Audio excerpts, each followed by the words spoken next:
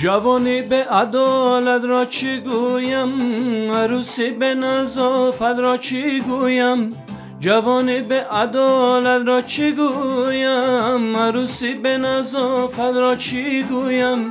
خزانم پیش خود دارد تراوت، بهاری به تراوت را چی گویم. خزانم پیش خود دارد تراوت، بهاری به تراوت را چی گویم. خدایا خدایا مکن یار مرا از من جدایا. خدایا خدایا مکن یار مرا از من جدایا.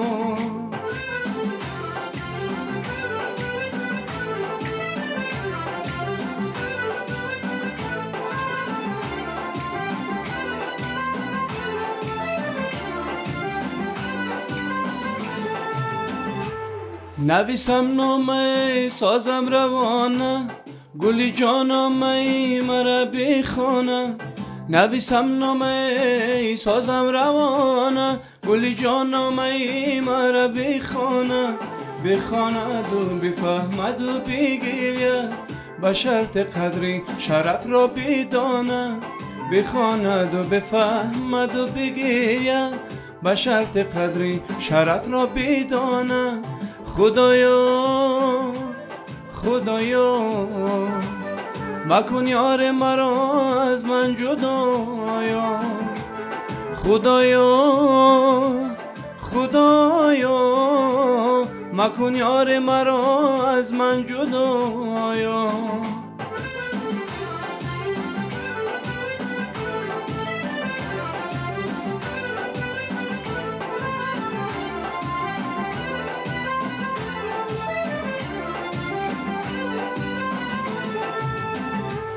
نویسم نامه از بنوایی، ببندم در پری مرغ هوایی. نویسم نامه از بنوایی، ببندم در پری مرغ هوایی. کبوتر نامه را بر یار رسانی، بگو صد و دو بداد از جدایی. کبوتر نامه را بر یار رسانی، بگو صد و دو بداد از جدایی. خدایا خدایا مکن یار مرا از من جدایا. خدایا خدایا مکن یار مرا از من جدایا. مکن یار مرا از من جدایا.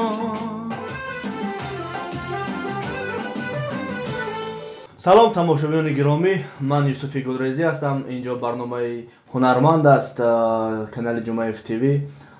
سلام عرض میکنم به هر یک و یک شما و کسانی که بیرون از پادپیچکای ما هستند، ما را میبینند. با آنها هم سلام. کسی که ابونه میشود بر تو هم سلام. خب مهمون برنامه امروزه ما هستند شرف قربان، یکی از هنرمندایی که هر یک خاندان او را میشناسند و خدمت ارزنده گذاشتن در جلوی صنعت. اون رو خیر مقدم میگیم. اکای شرف قربان، خوش آمدین. و شما سر اول چی گفتنی هستین با برنامه ما، با مخلصای ما، با تماشابینان ما؟ سلام و درود به پایان و تمام بینندگان کانال برنامه شما و تمام مخلصانی که دیر باز ما انتظار هستند. بگذار در خاندان هر یک شما پر از مهر و محبت، سلام و صمیمیت باشد. اما شما را یاد کردیم بعد از سالهای طولانی که روی صحنه نبودیم، امروز که روی صحنه آمدیم بازم خرسندم که با شما هستم. خوشبخت جاویدان باشید. خب درست قید کردید که طول چند سال شد در روی صحنه نیستید، در مهاجرت دید؟ راستی من در تاجیکستان بودم، در مهاجرت نبودم. گرچه در مهاجرت آمدم در شهر مسکو بودم، من اونقدر زیاد فقط امکانیتی نبود که من روی صحنه بارم. نگی بونی آها بود. خب ما میگذاریم از روی که ما اینجا برای شما سوالنامه تیار نمودیم روی چند ورق، او قدر روی چند ورق. امروز ما شما را خسته میکنیم. دم گرفتگی شما باید برملا شود. شرف قربان، از کجا شروع شد؟ شما از چند سالگیتون به این راه آمدید؟ کی شما رو وادار کرد؟ خودتون اومدید یا اینکه کسی شما رو مجبور از کشترتون گرفته آورد برای روی صحنه؟ دوره خردسالی مادرم بسیار دنبوره با پدرم می نواختم. همین صحنه در دین جایشی در سن 9 سالگی در مکتب موسیقی و چگونه نوحه مومن‌آباد شروع کردم. در آمدم مدت 5 سال خوندیم. 15 سپتامبر سال 2002 من در کالج صنعتی به نام استاد احمد باباکلوف داخل شدم و سال 2007 ختم کردم. اونجا کی اولین بار میکروفون رو بر دست گرفته سرود خوندین؟ در یکم چارابینی بود، یکم توی بود، یکم زادروز بود؟ راستی من بیان ندارم که کی میکروفون رو بر دست گرفتم. میدونم که خردسال بودم اما بسیار در معرکه‌ای که کلان شما رو به وجه آورد، از هیجان پاچه شما لرزید، ندونستید چیکار کنم. درست این معرکه هم این کنسرت بود سال 2001 بعدی که برفتم عمر جوانم دیگر پس نمیگردد، برفت یاری عزیزم دیگر خوب بر نمیگردد. این سرود شما است؟ بله این سرود من است. سال 2009 سال بود. من با امروی شادروان برام غفوری برادر معززی ما بودم که از دنیا گذاشتم، خدا جایشان جاود باشد. با امروی برادرم صدرالدین چندین هنرمندای دیگر در کاخ بابات که کنسرت داشتیم. بعد استاد بختیار رحیم گفتن که شراب بار اول صحنه میبریخت و خیلی حس میکنی. واسه من از ترس در هیجان بودم، پای‌ها میلرزید و نتونستم چیکار نمیدونم که هیچ خیلی یکم بودم بار اول روی صحنه میبرایم مقصد برام میکنم. دیگر روی صحنه برآمدم. روی صحنه که هنر که برآمدم یکم برفتم روی جوان سرود خواندن در من باور میکنیم قریب که از پای میغلطید. قدر ترسیدم 3000 نفر شکلی تماشا داره که شرف قربان کی باشد چی باشد بود دعوت میکنم برای صحنه. دیگر من از هیجان قریب که روی صحنه هنر میغلطیدم. یک جدا ایستادم پایم میلرزد، همه که دست پایم میلرزد. اخوان میگفتم که تیز زودتر هرچی باشه زودتر همین باید تیز بود چه باید صحنه بود تیز بود صحنه بود. دیگر همه خیلی گذشت. اولین بار همه خیلی کارخی برباد در کنسرتی هنرمندان بود. اولین سرود شما چی بود؟ گفتم برفت عمر جوانم دیگر برفت عمر جوانم دیگر بر نمیگردد. من این سرود رو راستی بسیار شنیدم. من نمیدونستم که از شرفی قربان هستن و باز خوب که از نزدیک شناس شدم. و این خب من یک چیز رو در شما مشاهده کردم همین روز که گفتن که در برنامه شرف قربان است. من راستی یک بار شما رو از پیش دیدگی با راه میگذاشتید، جرئت نکردم که سلام کنم. در محله مایاکوسکی بود. یک سوال داشتم که من شما رو همین سوالا باید بتم. چرا شما از خرید گروشون تقلید میکنید؟ در کدام سرود ما تقلید کردم؟ در سرودی بود که هبریم بگه نیارما علمای دیلی زارما. همین سرود وقتی که من شما رو از همین سرود شناختم. من شما رو از همین سرود شناختم وقتی دیدم وقتی شما با صحنه از زال میبروین که نزد میکروفون در فیلم خرید روشن، فیلم چودا همونجا و یک سرود دارد هم خیلی با نغمه بگیم که بسیار هم خوشحالی میسراید. همونجا شما نغماتون با همون بسیار مانند بود. این خیلی تصمچه داشتین با فکرم در کارتتون اگر به خاطر خودتون باشد. همونجا همیشه نغماتی هوای در شما دیده مشاهده کردم. برادر عزیز دوستیمو برای خیلی دیگه گفتن ندارم. هنرمند من روسیگر آرزو میکنم که من قطعی خریتیک روشن هم صحبت باشم. من نغز میبینم بسیار هنرمند خوب است. من مخلصم، کینای اون کس رو بسیار تماشا میکنم. البته اگر که من راستی نمیدونستم برای اول من این سوال رو شما بستند شما میشنم. اگر که شما که همه را پیسند از مثلا برای شما پیسند باشم من مانند خریتیک روشن رفتار کردم. راستی من در عموما در خاطرم نیست. عموما فکرش اومد کردم ولی که من همون خیلی حسن نیستم. البته من فخر میکنم. این ایده من است که من در جمعیت در تمام صحنه ها باید من لباس خودم رو داشته باشم. باید من یعنی چی میگن اینا پیچوزکای خودم رو داشته باشم، استیل خودم داشته باشم. نه که مونان باشم استیل بدی نیست. خوب است. بله. خب این سرودی که خوندی قید کردیم بریم بگین یورما این درد دل زورما این پیشنهادی کی بود از کجا شروع شد چی خیلی شد؟ از سرودی که گفتم بیرفتم جوانم دیگر پس نمیگردد. این سرود یکم سرودی من بود. من راست دیگر این خبر نداره یارم از حال دل زورم. سرودی آهنگی استاد کریزی رحمان است. سرودی شعری استاد کریزی رحمان است. ما با یک برادر عزیز دیگر که در هم مجور قلی گفتم برنامه پیشتر در برآمد کردیم گفتم برنامه سوال ها شدم.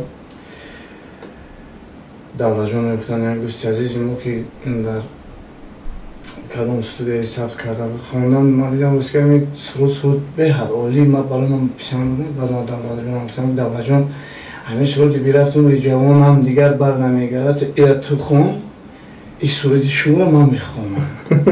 خبر ندارد یارم از حال دل زور این سرود من میخوام این سرودی من را شما خونیم. بعد میخواستم سرودی من را خوندم. من سرودی راستی هر دی همین سرودها شنونده خود رو یافت.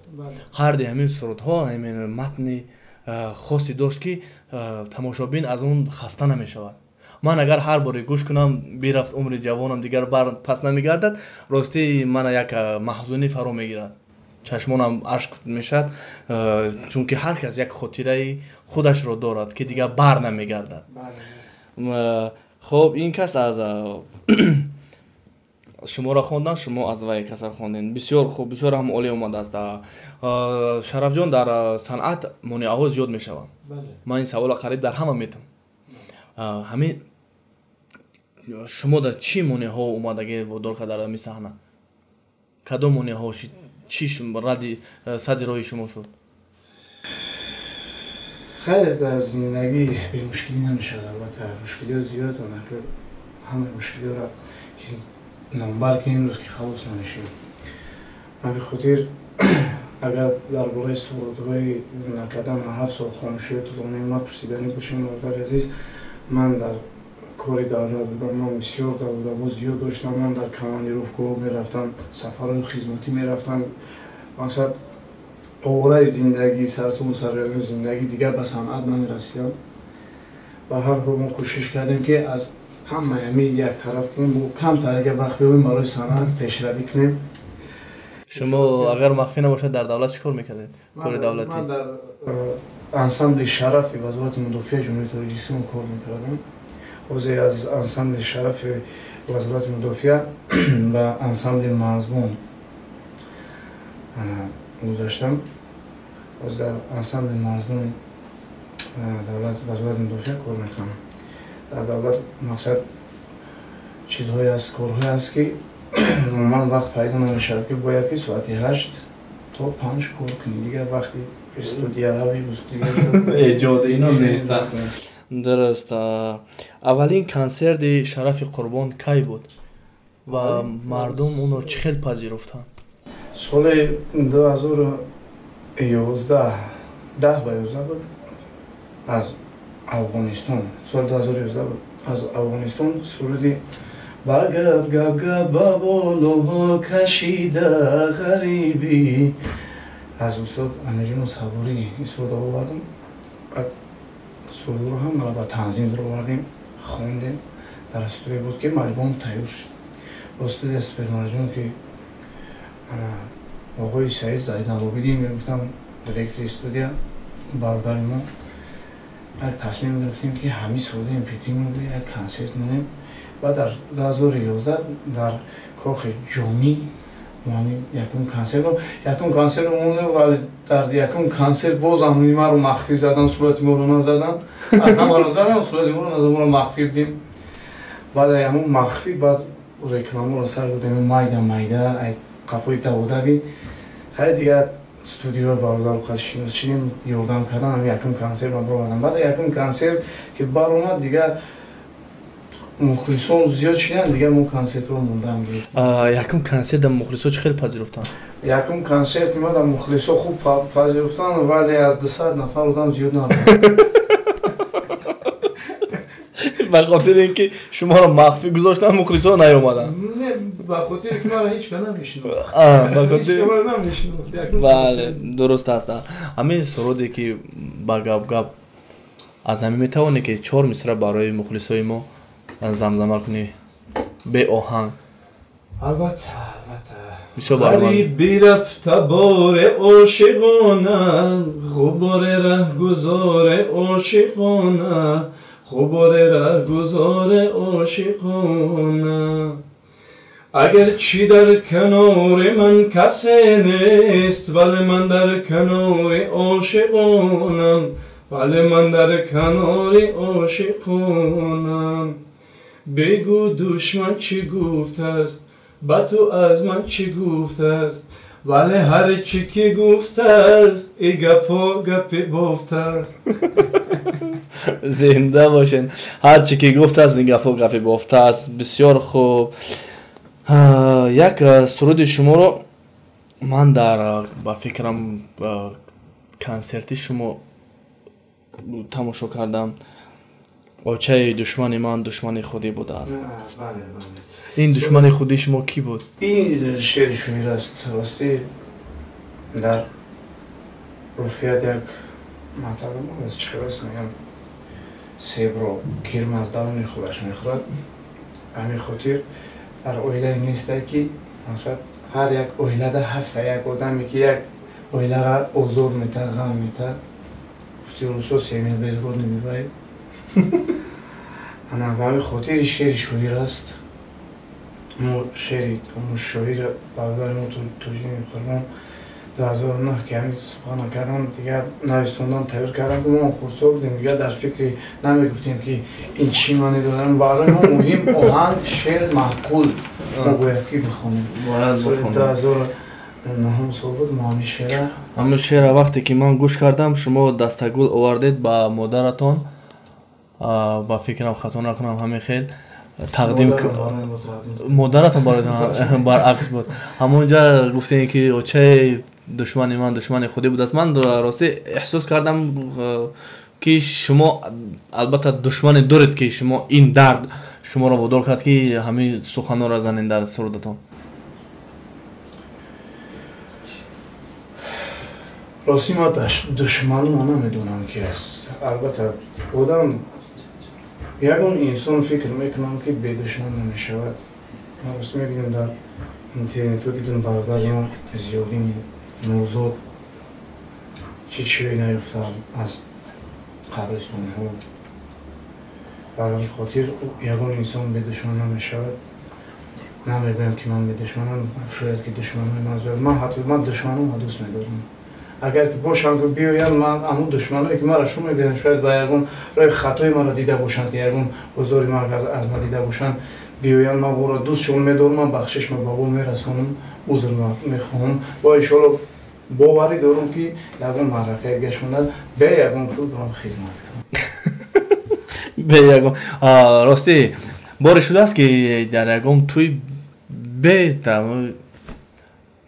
پولی خدمت برآمد کرده باشین توی رو گذرانده باشین خیلی دوستان عزیزان زیاد اما راستی نه میره در معرکه توی میگذرونی توی دار میگه که اکای شرف قربان من پول ندارم یا اینکه زکس میکنن که اکا من پول ندارم که مخلص شما هستم در مسکو یک برادر یک دوستی عزیز خطی کار میکنیم طالب جان میفهم برادر عزیزی ما بعد کار میکردیم نجوده بعد ما پوبر کار میکردیم سالی 2000 علمی راستی 5 8 استغفرالله 8 کار میکنیم هم خیلی بودم این سالو استودین میکنم بعد پوری در کار میکردم هم خیلی سال روی سرمان فلش شنیدیم بعد همون طالب جان گفتن که ما همگی همون کار کنم خطمه همین چقدر بیم بلیت پولی را فیلم کار کنیم توجیکستان بریم و تمام بریم سوق سلامت او غریبی او خلکی ها بسیار همه حواسی مسکر تعریف میکنه یکم بوری اول که رفتیم من از او دیدیم برای ما اومدیم دیگه غریب بچه‌ام گفته ولی سروری نه بالا غریب بچه‌ام تعلیم برای غریبان توجیک در مسکر ما رفتیم از او دو جا دیدم روی به حال غریبای ما عزیزای ما که در جای خطر عذاب میکشن کار میکنن مهنت میکنن اصلا کسانی که در همون شهرها در همون غریبی ها شما استوارین دستگیری برادر همدیگر شین ما امیدوارم که شما 10 برابر زیاد با برکت خداوند میتشمده دستگیری کنین همدیگر خدمت همدیگر در بچسبین یادم کنین انشالله خداوند مهربونه و همتون دوست میدارم من بدم قطعی شما قطعی همتون بدم در اون خارجه رفتم دیدم انا با برادرم اون طالب جون یک جای هم اومدیم وقتی که من حافظ شدم و طالب هم گفت که میریم انا که تو برادر ما توی ما رو میگذرونی من گفتم خیلی طالب جون شما ما در پول نداریم پولی سسته رفتیم مقصد پولی هنرمندایی که برای من هنرمندی میکنم پولی نرفتیم خواب تنگرد نیستم و یک 6000 یا 8000 هم خیلی کردم روزی خطی ما هم سوال قطعی هم سونیم بچه رو دادم با رفتیم همون روز میرمیم با پیشکی زلوب بود اگر رفتیم مراکش اگذرانی بود کردیم با مراکش گفت شما جون خیلی خوش آمدین همه کسانی رو دیده این مردم خیلی نمیدی شما خیلی پولی بخونده درگی شده و زلوب بود دادم و شما جون بوار که باردن یکم تینه دادم هر روز دیگر من پدرم که کارگر بودم همیشه مادرم کارگر دولت که بودم خانواده بعد رفتیم از خانه روزی که کیسه پدرم و مولت چند روز با پدرم که قرضم تبارم البته نه که با پدر جون شده به هر حال یادم کنیم گفتم میتونیم بچه کارم بودم بعد کیسه پدر گرفتیم میتونیم بچه کارم همین یک برش دست هم خیلی یک برش دیگه اگر که همین خیلی شود مخلص شما آید و گوید که مثلا که شما حد تبریکاتی روین در توی تبریکات البته تبریکات از همون زکاس 50% فرق میکند 50% اگر که مثال 1000 سوم اگر مثال زکاس بریم 500 سوم تبریکاتش مثال اگر زکاس 1000 سوم زکات با 1000 سوم کار بود کردم میشه مثال گفتم نه مقصد که به پول بگن نه مقصد ما همچون مخلصیم نه که شما امکانیت باشه میگم مثال در همین شهر باشه در همین شهر دوران دو خیلی شهر باشه میکنم بسیار رفته گیم خیلی تبریکاتی و بیپول بسیار خوب شما کی احساسی غمگینی کرده بودید؟ من وقتی که از صحنه دور شدم بعد احساس غمگینی کردم چون که من دوستای خود همشو خیلی از دست دادم من روی صحنه این کاری من بود من نباید از صحنه دور میشدم ولی که امیدوارم که من بازگشتم روی صحنه من دوستم یک با یک یفته رو جمع کرده و با امی غمگینی من گم کردن دوستو عزیزای من که من از صحنه دور بودم از صنعت مدت 7 سال خیلی برای ما نکردم من هیچ کس نباور کرد از در ما دارم ماند هیچ کس خبرم نگرفت که من در کجا چی حال دارم دیدم که هیچ کس خبر از حال ما نمیگیرد خودتون با خبر گرفتید؟ روی صحنه دوباره برگشتم که عزیزای من برگردم بگم ما یاد کردیم شما ما دوست می‌داریم شما را بگردین که شرف قربان شما را انتظار است بگردین که دوستا شما را انتظار است دوست آن باشد که گیرد دست دوست در پریشان حالی و در ماندگی البته دوستا بعضی همین خصلت‌ها پیدا شده است در ما که وقتی که انسان از چشم ناپدید شد دوستان ناپدید میشه چرا نمیدونم این معما میموند تا اخیرا خب آیا در زندگی باری شده است که با مادرت یا که با همسرت غیر از این ایده‌هایی که میشد گل توفا کرده باشی؟ مادر من برای ما البته خود گل است همسرم بسیار گل است نه شما گل برده و پرتوفا کردگی هستید یا که فراموش کردید؟ بعد از تو در همون روزی توی در روزی مرکه توی شب عروسیم همون گلی دادگیم خریدگیم تمام دیگه ایدر همون سیاد سلامت راستی من تا خود ما همسر من نومی من رو من اکثر یکی مردم شرف قربون میشناسد شرف میگویم همسر من برای من عموما تو همین سال اینا ما رو شرف نگفته است چون در پاسپورت نام شرف جون است برای من شرف جون میگه این خود برای من گل است من هم همسرم رو هم مادرم رو بسیار دوست می‌دارم عزیزان من هستن دو نفر یگان بار در فکر شما آمد است که شما باید یگان فیلم بازی کنید همچون نقش اساسی راستی برای اکمال جون جمعیف یک چند برنامه یا کینه‌هاش بود برادر من توجینی قربان بازی کرده است من گفتم اما من وقت نداشتم که من در کینه‌ها رو بازی کنم لیکن من اونقدر رول بازی کردم نمیتونم برای خاطر توجین جان گفتم که توجین جان شما شورترین زیرترین در این باره برای همین کینو در آینده میخواهید که یگان فیلم بازی کنید اگر یگان رولی باشد مقصد در نقش اساسی در نقش اساسی من از اون داشتم می‌دارم دیگه رول بازی کرده و خدا نمیتونه یگان رولی باشد که با خاراکتری من اگر موافق باشد البته چرا بسیار خوب استاد اولین شما در جدای صنعت مادر باید این مادر چیزی هست که همیشه در زندگی ما استاد اولین است مثلا که قدم های نخستین از دست میگیرد در زندگی ما میبرد این مادر است سخن یاد میدهد این مادر است خوراک خوری یاد میدهد این مادر است لباس پوشی یاد میدهد مادر است هر چی وصف کنید کم است این مادر البته که اولین استاد همه ما میباشد شرف جان شما میتوانید که از همون سرودی که اولین بار خوانده بودید که بعد دیگر کس گفتید خواند یک زمزمه کنید که تا اینکه تب بیننده های ما بریده گردد برفت عمر جوانم دیگر پس نمیگردد برفت یار عزیزم دیگر بر نمیگردد برفت عمر جوانم دیگر پس نمیگردد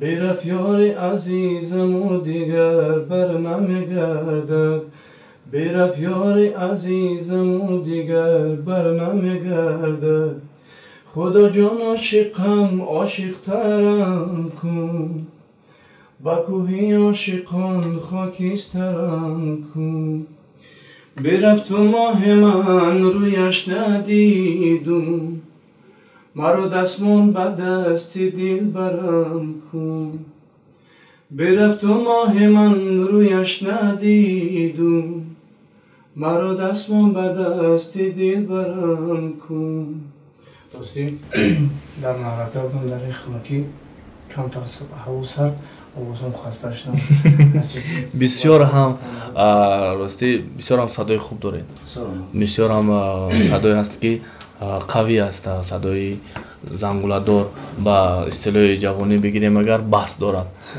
مثل هر کس این خیلی صدا ندارد باره شده است که در راه مثلا میگذاری یکی از مخلصات میگوید با من فلان سرود تو معقول نی نه راستی که این خیلی نشده است در یک برنامه مهرجدین گفتن یک دوستی عزیز خیرات کردم بعد برنامه کرده استردیم در طور این برود گیتار خطی خونده استردیم یک دو دختره که اومدم از در اونجا کریسلا و دیوان هم چیزا میفروختم بعد دختره که اومد من برنامه کسیم خیلی کامیران موندگی بعد گفتم که هی بچه رو در کشوی دیدیم کشوی دیدگی نمیدونم اونقدر ایش میگه که یه خیلی کمی بگوشن و چیش خوش میکنیم کاری خانه بود کنیم دیر چیز نمیگه و یکی میراجدین نمیگه گفت که شرفی قلبون هم میشناسین شما خیلی یه دیگریش گفت چیکارش میکنیم میشناسین چی در کره ما در شرفی قلبون گفت مخنون پرابلم از یوتیوب خیلی ما شنویدم تماشا کردم مرش گفت که من خیلی نام شنویدم کدوم بایدم میخون و همه گفت که کدوم بایدم میخون ما گیتار خطی سر رفتم خبر نداره یارم از حال دینی زور خوندم و گفت همین شما من میخوام که خطیش ما شناسم طرف با این طرف من گذاشتم بعد که شنوختن هم خیلی بزرگ شدم یعنی که لحظه های فراموش نشونده شما. بله. با اکمل جمعیوف از کدام سال شروع کردید همکاری رو؟ 2007 بود، فکر کنم 2007 بود که ما یک در مولتیکی چایدن رو شما صدا گذاشتید؟ در چایدن و در چندین مولتیکوش هم ما یک جویه بودیم یا نمک میخوردیم، یک جویه پیوز بریون و کرچکه بریون میکردیم همون میورد بعد هم تیزی میخورد. من میگفتم که اکمل جون میگفت ای کارشه بسیار شد تو میخونی میگه هم خیلی شوخی داشتیم میگفتم که یک جایی که کلون شدیم دیگه همون دریا دو میوید کم کم اگر گرچند که دور رو هم باشیم های برادر عزیزمون بایو داشتیم که این دوستشیم میگه یک مقاله است که نان خوک مدرسه از گوشت بریون بهتر است. یعنی که هم صنف رفیقی دوران جوانی این از هم از سال 2007 تا انمی 2020 اینا که 21 میدولد ما خاطر جون برادریم شناسیم با من تنظیمگر بودم. من ارانجور چون من باید چندین باید یک مجموعه ارانجور کردیم. هر پگاهی روزی ها میرم به خانه شما باید چند دوست میدونم و یک باید دیگه انار ناله میکرد رنا نگاه نمیکرد گفتم میخود من تنظیم میکردم. اکمل جون میگفت که شرف تا یک باید من ارانجور کردم یعنی به تنظیم میگیری من یک کلیپ ترم میکنم کارم 50 در 50 من تنظیم ارانجور کردم از باید فراموش کردم بردم رفتم افغانستان دیگه هم تا اسباب ماندم اونجا دا موندم اومدم دیگه به اسباب موندم دیگه نخردم که تو حوض اکمل جون من یادم میکنم دستگیری میکنم اون کلیپ از ثبت نوار اگر کلیپ باشد اون مقصد همین روی کلیپ و نوار کلیپ خاطر کامیرا در کار شد چه باشد یادم میکنم دستی هست. من راستی هر کسی را که اکمل در برنامه دعوت میکنه من یک بار از اینترنت تحقیق میکنم که این آدم کی است چیکار است. هر جا که نبینم نواری که میبینم آکی ریک است. همیشه همین آکی ریک است در همونجا نویسندگی هست. آکی ریک سخت موندیم و وقتی که او آکی ریک است دوره که ما بودیم یک جویا آکیش میگفتیم یا همه کسا کوبرا و دیگه بو همون باخنون بو ما را کسپر میگفتن بو هم نیک ما کسپر هر چی که ما ایبای خیلی اصل کانون ما را شرف بودیم کسپر تو از هم ممکن اگر اون استودیا میشید استودیا ما ممکن کسپر میزنن میگم نه که اکمل جون همون آکی مونده همون که آکی گفتیم دیگه ایسوس زن میزنه دیگه در دهن آموخته آکی گفته صدوش میکنیم. شرف قربان یک جهان تشکر که دعوت ما را پذیرفتید و برای ما هم یک افتخار است که ما را روی این برنامه گذاشتن تا اینکه با شما هم صحبت شویم.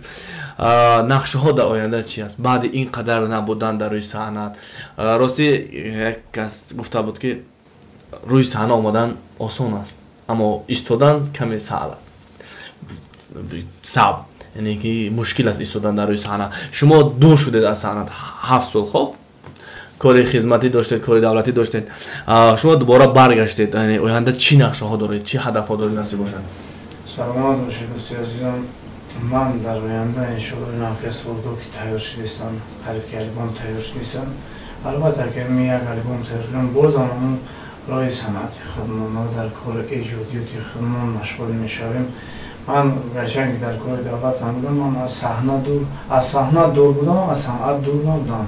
من کار ایجادی من در صنعت یعنی در انسامبل شرف وزارت مدافع پیش میبردم فقط که مثبت کلیپ نداشتیم وقتی نمیگفتیم که سرودی نبکنیم و پیشنهاد کنیم اگر سرودی نبود فقط امکان تو فرمت های MP3 تیار میکردیم برآوردیم خیلی امکانیت نمیشه که کلیپ کنیم مشکلی بسیار بودن در زندگی خیلی به هر حال. بله درست است. شما از سراینده های خودمون کی رو میپسندید؟ من همه‌شون دوست می‌دارم همه‌شون عزیزم دارم. من راستی در تریو میرم از شاید که از همه این هنرمندای یک سعودیشون من در تریو زمزمه کنم. من در وقتی در کلی چند درمان با خود میخونم در کورسی سیوم بودم دلشوری فیض الله شد فیضلو خود آوردم داخلشون کردم. اونجا در دست من رو با 20 روبای قشقری در دست من شاگرد بودن. یعنی که دلشاد فیضلو شاگردی دستی من است. هنرمندی که من در یمخ در پیانو منشون میدونم در دستش رو روز کردیم. دست رو روز کردم. روی صحنه من رو نکنم پرسپولیس دیگه خودش کار خوب بود. هنرمندی خوب آواز خوب داشت. خودش حرکت کرد برام. ولی در کالج شاگرد من و دوستای من شاگردان من زیاد هستن. هنرمندای خوب هستن. خیلی امیدوارم که بازم در روی صحنه تاجیک بتونیم خوب باشیم. بله تشکر. شرف قربان بودن مهمان برنامه ما. باز یک روزی نو شادی گذشت. باز بگیم که یک ماهتاب ما را ترک گفت. شب بخیر همنشینان، شب بخیر. خب اگر که در جای شما روز باشه در جای ما شب است. شب کلگیتان بخیر. برنامه ما اینجا با آخر میرسد. در آخر با مخلصان خودت با بینندگان ما چی گفتن دارید؟ در آخر گفتنی من دارم که منتظر باشین البوم جدید نوی 2021 شرف قربان را. خدا حافظ شما. خب دوستان گرامی تا برنامه های دیگر سربلند و خانه آباد باشید.